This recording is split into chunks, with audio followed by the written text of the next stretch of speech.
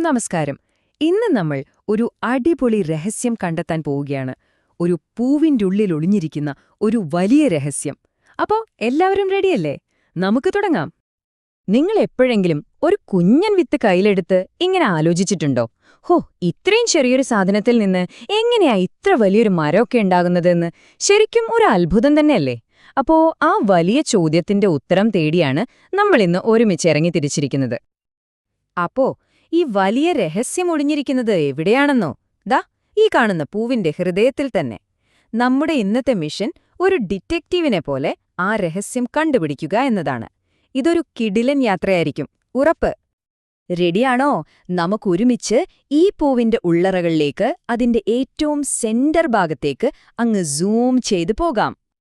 ഇതാ, നമ്മളിപ്പോ പൂവിന്റെ ജനി എന്ന ഭാഗത്തിലൂടെ താഴോട്ട് പോയിക്കൊണ്ടിരിക്കുകയാണ്. ആദ്യം കാണുന്ന കുറച്ച് ഒട്ടലുള്ള ഈ ഭാഗമാണ് പരാഗണസ്ഥലം. അവിടെ നിന്ന് താഴേക്കുള്ള ഈ നീണ്ട വഴിയുണ്ടല്ലോ, അതാണ് ജനിതണ്ട്. നമുക്ക് ഇതിലൂടെ ഒരു സ്ലൈഡ് റൈഡ് പോയാലോ? അങ്ങനെ നമ്മൾ യാത്ര ചെയ്ത് ദാ എത്തിയിരിക്കുന്നു അണ്ഡാശയത്തിന്റെ ഉള്ളിൽ. ശരിക്കും പറഞ്ഞാ ഇവിടെയാണ് എല്ലാ മാജിക്കും നടക്കുന്നത്. ഭാവിയിലെ വിത്തുകളെല്ലാം വളർന്നു തുടങ്ങുന്ന ഒരു കുഞ്ഞു നഴ്സറി പോലെയാണിത്. ഈ നഴ്സറിയിൽ ഒരുപാട് കുഞ്ഞൻ വീടുകളുണ്ട് ട്ടോ. അതിലൊന്നാണ് അണ്ഡം, അതായത് വിത്തിന്റെ ആദ്യത്തെ വീട്. അപ്പോ നമുക്ക് ഈ വീടിന്റെ ഓരോ ഭാഗങ്ങളായിട്ടൊന്ന് പരിചയപ്പെട്ടാലോ? ഇതാണ് നമ്മുടെ ഇന്നത്തെ ഹീറോ, അണ്ഡം. ഇതിനെ ഒരു കുഞ്ഞു വീടായിട്ടൊന്ന് സങ്കൽപ്പിച്ചു നോക്കിയേ. ഭാവിയിൽ ഒരു വിത്തായി മാറേണ്ട കുഞ്ഞിനെ സംരക്ഷിക്കാൻ വേണ്ടി പണിത ഒരു സൂപ്പർ സേഫ് വീട്. അപ്പോ ഈ വീട് ഇങ്ങനെ ഒറ്റയ്ക്ക് നിന്നാ മതിയോ? പോരല്ലോ, ഇതിന് ചെടിയുടെ മറ്റു ഭാഗങ്ങളുമായി ഒരു കണക്ഷൻ വേണ്ടേ? ആ കണക്ഷനാണ് അണ്ഡനാളം. ശരിക്കും പറഞ്ഞാൽ ഒരു പാലം പോലെയാണിത്. ഈ വീട്ടിലേക്ക് വേണ്ട വെള്ളവും ഭക്ഷണവും ഒക്കെ എത്തിച്ചു കൊടുക്കുന്ന ഒരു സപ്ലൈ ലൈൻ. ഇനി ഈ വീടിന്റെ മതിലുകളൊന്ന് നോക്കിക്കേ. ഇവയാണ് അണ്ഡകവചം.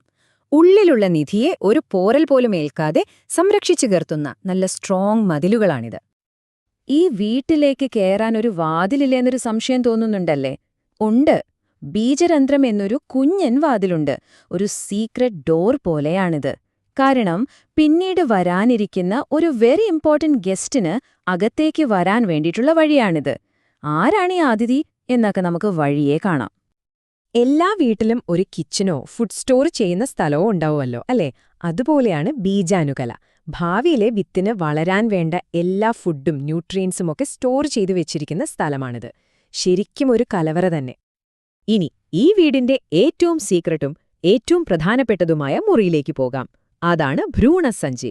ഈ വീടിന്റെ ഹൃദയമാണിത് എന്ന് പറയാം. കാരണം എന്താണെന്നറിയോ? നമ്മുടെ കഥയിലെ രാജകുമാരിയായ അണ്ഡകോശം താമസിക്കുന്നത് ഈ മുറിയിലാണ്. അപ്പോ നമ്മൾ ഈ കുഞ്ഞു വീടിന്റെ എല്ലാ ഭാഗങ്ങളും ചുറ്റിക്കണ്ടു. പക്ഷേ എന്തുകൊണ്ടാണ് ഈ വീട് ഇത്ര സ്പെഷ്യലാകുന്നത്? കാരണം ഇതിന് വളരെ പ്രധാനപ്പെട്ട ഒരു ജോലിയുണ്ട് ചെയ്യാനായിട്ട്. ഏറ്റവും പ്രധാനപ്പെട്ട കാര്യം ഇതാണ്: ഈ കുഞ്ഞു വീടിന്റെ ഒരേയൊരു ജോലി ഒരു പ്രത്യേക സന്ദേശത്തിനു വേണ്ടി കാത്തിരിക്കുക. അത് കിട്ടിക്കഴിഞ്ഞാൽ ഒരു ശക്തമായ വിത്തായി സ്വയം മാറുക എന്നതാണ്. ആ സ്പെഷ്യൽ മെസ്സേജ് വരുന്നത് പരാഗരേണുവിൽ നിന്നാണ്. അത് നമ്മൾ നേരത്തെ കണ്ട ആ കുഞ്ഞ് സീക്രട്ട് ഡോറിലൂടെ അകത്തേക്ക് വരുമ്പോൾ ഒരു മാന്ത്രികമായ മാറ്റത്തിന് തുടക്കമാവും. ഈ വീട് പതിയൊരു വിത്തായി മാറാൻ തുടങ്ങും. അപ്പോ നമ്മളിപ്പോൾ കണ്ടത് ഒരു ചെറിയ വീട് എങ്ങനെ ഒരു കരുത്തുറ്റ വിത്തായി മാറുന്നു എന്നതിന്റെ തുടക്കമാണ്, അല്ലേ? ഒരു കുഞ്ഞു ഘടനയിൽ നിന്ന് എത്ര വലിയ സാധ്യതകളാണുണ്ടാകുന്നത്. ഓക്കെ, അപ്പൊ നമ്മൾ കണ്ട കുഞ്ഞൻ വീടിന്റെ ഭാഗങ്ങൾ ഒന്നുകൂടി പെട്ടെന്ന് ഓടിച്ചു നോക്കിയാലോ? ചെടിയുമായി ബന്ധിപ്പിക്കുന്ന ഒരു പാലം, അതിനെ സംരക്ഷിക്കുന്ന നല്ല സ്ട്രോങ് മതിലുകൾ, പിന്നെ ഒരു രഹസ്യവാതിൽ, ഭക്ഷണം നിറച്ചുവെച്ച ഒരു ഭക്ഷണപ്പുര, പിന്നെ ഏറ്റവും പ്രധാനപ്പെട്ട ആ സ്പെഷ്യൽ റൂം.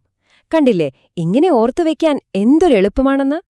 ഒരു കാര്യം ഓർക്കണം, നമ്മൾ കാണുന്ന ഓരോ ചെറിയ വിത്തും സസ്യങ്ങളുടെ ലൈംഗിക പ്രത്യുൽപാദനത്തിന്റെ അവസാന പ്രോഡക്റ്റാണ്. ചിലപ്പോൾ ഒരു വിത്തിനകത്ത് ഒരു വലിയ കാട് തന്നെ ഒളിഞ്ഞിരിപ്പുണ്ടാകാം.